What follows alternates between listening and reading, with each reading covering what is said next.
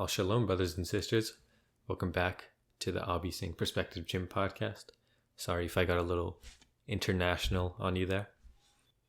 It's a quiet Sunday night in Sewanee, Georgia, my hometown. That's right, I'm back home. Always good to be back home. It's spring break for us Georgia Stateans, and I'm just taking the week off. Coming home, heading to Orlando tomorrow to spend some time with yet another one of my uncles. So, of course, the next pod will be all about that. And hopefully we can go to the beach, weather permitting. One way or another, I'm going to go try to see the Orlando bars. I know. Not even 2 weeks ago, I was ranting about how lame the bars are. How most people don't even have fun when they go there. I stand by that. But I, personally, I've ascended, okay? I founded my own way to have fun in bars. And to be honest, I don't think everyone can find that. Okay, just remember, I have no idea what I'm talking about here, okay? It's always good to see the dog. Love seeing my dog. It's kind of weird because I think like secretly a lot of people love their dog the most in the family. Just kind of it's a weird thing to think of. They love them the most, like even over their own moms and brothers. I've definitely been in that boat at times, not over the course of the years, but I like being home because home is it's that place to relax, right? I never get work done at home because there's always something to eat. There's Netflix at home. Yeah, so our family has a Netflix login, but I don't actually know it, and I make sure it's that way so I don't take that login to school and inevitably end up binging TV all day. I do not trust myself with that power, because it is a power, isn't it? You have the power to watch content whenever you want, at any time, however much you want, and there's nothing stopping you. If there's any proof that power is corrupting, you just need to look at everyone who has a Netflix account, because people will watch Netflix instead of doing basic like adult shit that they should do. To me, that's corruption of power as any.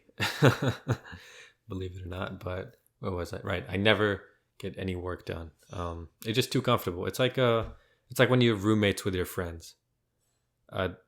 Nobody tells you. It always seems like a good idea to room with your friends, right? But if you're actually serious about, I'm specifically talking about college here.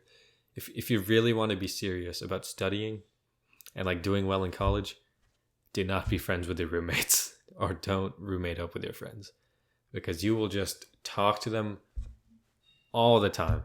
I mean, you get hooked to it. It's like, you'll be studying and then you hear your roommate come home, right? Start making some things in the kitchen. You're like, okay, they're home. I should go talk to them. And then 3 hours later, you've covered nothing. Like in that 3 hours of talking to them, you've probably covered like 2 topics, maybe gotten into an argument, and ultimately gotten no work done, which is obviously not ideal. It's that same concept. It's like, don't go into business with your friends, right? That's why you don't be friends with your roommates. It's the same concept. It's hard to get work done around friends, which is maybe that connects to why your manager can't be your friend, right? Another reason I like coming home is talking to my brother. He's a sophomore in high school, so every time I talk to him, I'm reminded of that disconnect in between high schoolers and college kids, because going from middle school to high school, right? Whenever you talk to a middle schooler, you always kind of look down on them from your platform of high school. Like, middle school, yeah, I went through that shit. Imagine this dude's in fucking middle school, fucking noob, right? You were happy to be out of middle school for some reason. You didn't know how hard it was to be an adult yet. Looking back on it, I mean, if my entire formal education was only middle school, that would have been the life for sure. But where was I? There I go, losing my train of thought. Oh, right. Then you go Then you go to high school to college, and then when you actually talk to high schoolers, they're like, it's a totally different attitude. You're like, no, dude, totally, I was there, dude. High school either rocked or it sucked, or however you want to characterize high school. But the person you're talking to is like, what the fuck is this old dude? Why the fuck is this old dude trying to relate to me? It's like they don't want to fuck with you at all, because that's really how they see you as old. Not old, but older. And you can't fuck with them. You can't. They don't think. They don't want to talk to you. They don't want to relate with you. They don't want to be buddies with you. I think that's my experience. Talking with most high schoolers. Those are maybe we're just raising some independent ass high schoolers. So, anyways, what else is going on? Ah, that's right. We're in the middle of the war. I can't help bringing it up every pod because I see something every week that I feel like I have to talk about. For one, I don't know who's winning, because when you look at social media, it's obviously they're in favor of the Ukrainians, as they should be, but it's only videos of like Ukrainian victories, right? Like a Russian brigade getting their shit fucked or whatever. And then when there is a video of maybe a Russian winning, it's winning. I'm gonna put that in quotes, winning. When there's a video of Russian damage, it's like 10 Russian tanks against like an elderly couple in a car. It's like nobody. I don't think anyone feels like posting the videos about. Or I haven't seen really any concrete videos of kind of Russian forces defeating Ukrainian forces. Although there are plenty of pictures of the victims of the bombings, which is not fun to look at. Let's keep it light. Let's keep it light. Let's keep it light talking about war, okay? And then on the other hand, on BBC, I saw this article that said if this one Russian city falls, right now there's fighting, not Russian, Ukrainian city. There's fighting in this Ukrainian city. If it falls, the Russians win the invasion. like just like that. Like that's what the title of the article said. And of course, I didn't click on the article and read it. What am I, educated? But I think this whole thing might be over sooner than we expect. I really think Putin might get away with it. It's not good, but I mean, like, can we be honest? I don't think anyone ever saw Ukraine as a super strong country, at least compared to the Russia or the US or China, or one of those superpowers.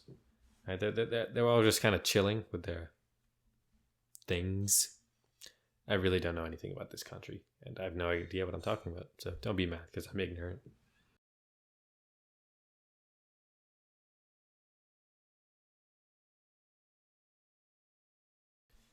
You know what there's news a lot about is Ukrainians stealing Russian tanks. I think I talked about this before, but why? Like, I just keep seeing these videos of Ukrainians just getting Russian tanks. Why is it so easy to steal a tank? Like, how do they design those things? Like, you think they were just in the shop? Like the question never came up. They're like never talked to the designers. They're like, hey, so what happens if someone does manage to get inside of the tank without, like, what happens if someone does manage to steal the tank, like get into the tank with no Russians around? And they're like, oh, don't worry, it's they're like, don't worry, all the controls are in Russian. There's no way, there's no manual. We're not going to throw a manual in there. There's no way that anyone else who steals this tank, any non-Russian, will be able to drive the tank. And they're like, what about like all the surrounding countries? Because from what I understand, all those countries kind of speak all the languages. Like everybody living in those countries has like a distinct, at least like a base level understanding of the languages that are kind of spoken in the whole area, you know? So like, what about Ukraine? They could probably figure it out. And the design, what were the designers thinking? Just, we'll never go to war to Ukraine. We don't have to worry about those pussies. And then here we are. You've got videos of attractive women. That's a quote. Attractive women teaching people how to drive tanks, which is pretty crazy. This whole thing is spiraling out of control, I think. Like, why is Russia banning anything? Why is Russia banning everything? Let's see what are some of the things they banned. I wrote this down. Let's see. Instagram and Facebook, right? They banned the whole Meta organization because they deemed them extremist. Okay, now that I've gotten a second glance, good for Russia. I wouldn't. Obviously, they're not terrorist organizations, but they're pretty extreme in some of the things that they do. And then I think McDonald's also got. Russia didn't ban McDonald's, but McDonald's pulled out of Russia. This is actually kind of crazy because those, like, a combination of those three things. Okay, one, that might help the mental health of people, and two, now you're getting them into shape. Maybe a war is what we need here in America. Of course, none of those companies would ever be banned in America. They control the government, obviously.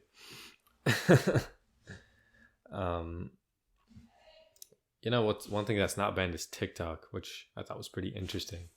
In fact, the Russian government actually paid TikTok stars to promote like the pro-Russian, the narrative or whatever, which is that's how you know you're a bad writer. You've got a bad story in the works, because most people would pay to hear a good story, but you've got to pay other people to get your story. That's like that's like fucking, what is it? The SoundCloud rappers, or they weren't SoundCloud rappers back then, but like people like giving their CDs out for free or selling their horrible CDs or albums, their mixtapes. I like that comparison. Yeah, dude, Russia, they're a SoundCloud rapper. No one listens to them. Although they've certainly got the world's attention, that's for sure. But yeah, folks, thanks for tuning in for your weekly war news. Maybe it should be a segment every week. What else is going on? Yeah, watched the game last night. It was the Warriors versus the Milwaukee Bucks, and it was entertaining throughout the first three quarters. Of course, Poole and Thompson cooked the Bucks. But I mean, are we really surprised? It's the regular season. I think we're used to the Bucks getting cooked by teams that have good shooters off the dribble. And when we're talking shooters off the dribble, the Warriors are second to none. Yeah, that is one amazing backcourt that they've got there. Their starting backcourt and the ones on the bench. But I wouldn't be too worried. I wasn't watching I was watching like a fan yesterday. I wasn't watching like a student of the game, as I might call myself. So I wasn't really paying attention to the kind of defense the Bucks were running, or like, what adjustments they made. But what I did get was they just seemed confused, like totally confused by the Warriors' offensive system, like the off-ball movement and the screening and all the good stuff that Steve Kerr throws into their system. Like, they just seem totally confused. I don't know if they're having a bad night, because I think they've seen that kind of stuff before, right? From playing the Warriors before, maybe, and they got a fuckload of it with the Nets, which by the way, the Nets totally copied the Warriors' whole system, but they kind of like altered it to kind of be more about around Durant, obviously, because he's a very good player. And but yeah, good to see Clay back healthy. He was shooting the lights out. It was actually really cool. Giannis is my favorite player, and he had a good game, but it was still cool to see Clay just light up the Nets. I mean, it was dope. So that's cool. I think this is where I would do commercials, but I don't have any, so Let's what's the last thing I want? Caffeine and octane. So every first Sunday of the month, the city of Atlanta will put on a caffeine and octane show, which is it's like a free show. It's not even a show per se. There's a mall, and the mall parking lot is kind of reserved out for nice cars. So people will bring the nice cars that they own, park it in the parking lot, and you can kind of walk around and see all the cool cars, which is it's a pretty cool event. So you got your Lambos, you got your Ferraris, your McLarens, and if you're not a casual, this is according to my roommate Michael. He's very into the racing scene. If you're not a casual, you've got your fair share of decked out Nissans and Hondas, and all the cars that seem basic, but once you kind of customize them, they're like the fastest things on the planet. They can beat all the Lambos and Ferraris, or so he says. He says that if you customized it enough, that those cars could dust an actual Lamborghini or Ferrari, one of those nicer cars that are more eye candy-ish. And you can look at their engines stuff their engines and tubes, and but it was a cool experience. Got to see a lot of cool cars. The